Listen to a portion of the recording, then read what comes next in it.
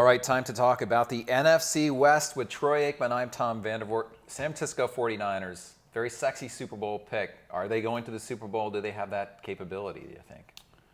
Well, they have that capability. Last year I thought that they were the best team top to bottom.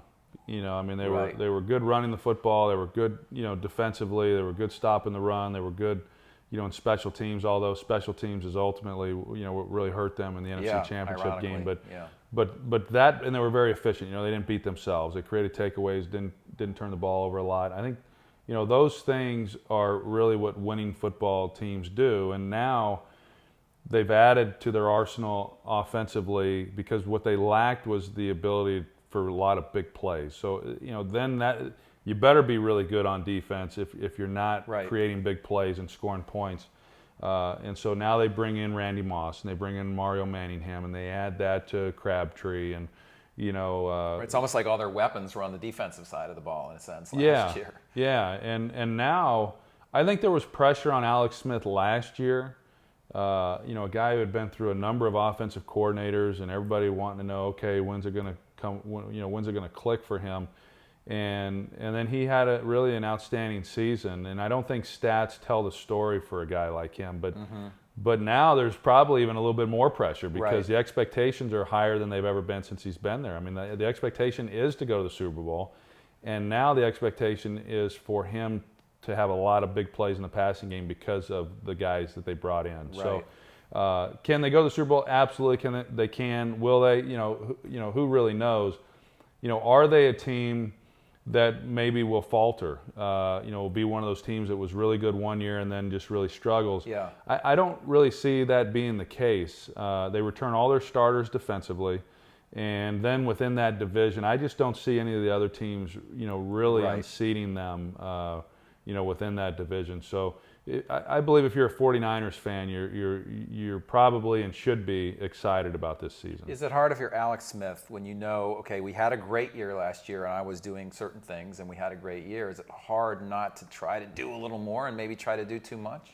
Well, it will be hard because I think the tendency, with some of these newfound weapons that you're going to, not only for him, I think it's going to be a challenge for the staff, to kind of break away from, because they're going to want to utilize those guys. And so, sometimes less is better because you then clearly know, how you're going, what your blueprint is for winning.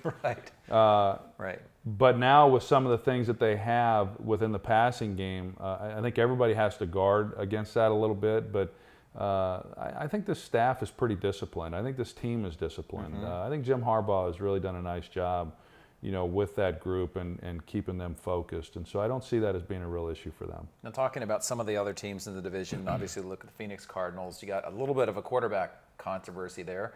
They have Larry Fitzgerald. They have some nice pieces on defense. What's the potential of this team, and then how does that match up with what the reality might be?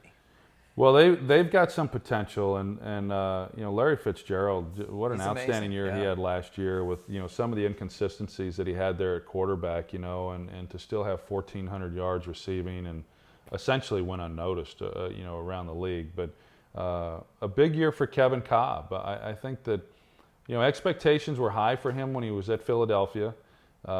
Most believed, I know within the organization they did, that he would be the guy then that would succeed Donovan McNabb, and then of course the Cardinals make a trade for him, and then just hasn't quite happened yet in Arizona. And of course he's got to stay healthy first and foremost. But it's a team I still believe that they have talent on that team. If the 49ers were to stumble, I think that the Cardinals would be the team that's next in line to maybe capture that division. Does Kevin Kolb, should he feel like I'm on a pretty short leash here? I mean, you've got Skelton sitting right there, who played pretty well last year. Yeah, that's a situation unlike some of the others, to where if you're not an established guy in this league and you're in Ken Wisenhunt's position, and you say, hey, we really need to do something, then usually you don't stay in the game too long if you start to struggle. Yeah. Seattle, the first year with Pete Carroll, it was the division obviously was down. They make it into the playoffs. They were able to beat The New Orleans Saints, who were excellent. Nobody thought that would happen last year. Somewhat of a struggle. They go out, they pick up Matt Flynn. Haven't anointed him yet as the starter. Which kind of surprises me in a way. Yeah, it does me too. Why not just? It seems obvious that he's going to be the guy at first, unless he falters. Well, it does, but then but I'm not sure it is. That position has to get solidified. I mean, when we talk about any of these teams, who's going to play quarterback, and can that guy play at a high level? I mean, it's when the season ends, whether it's this year or in any other year, for the most part, when you look at those playoff teams, you say, okay, well, what quarterbacks had the best years?